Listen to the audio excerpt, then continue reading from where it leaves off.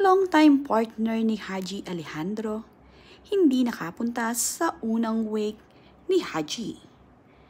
Nagbahagi na nga lamang itong si Alina, nagdala siya ng bulaklak sa Walk of Fame ni Haji Alejandro. Caption naman niya sa kanyang ibinahaging video ay, "I was able to go to your wake for a reason I don't have control of.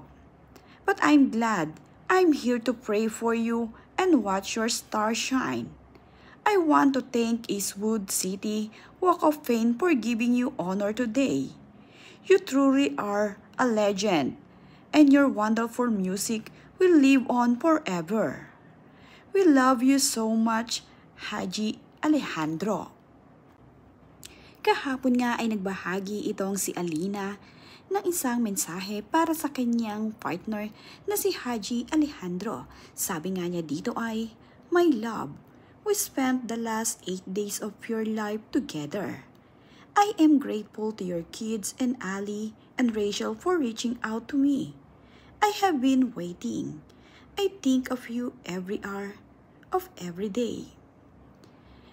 Kahapon nga ang ika-27th year anniversary ni Alina at Haji.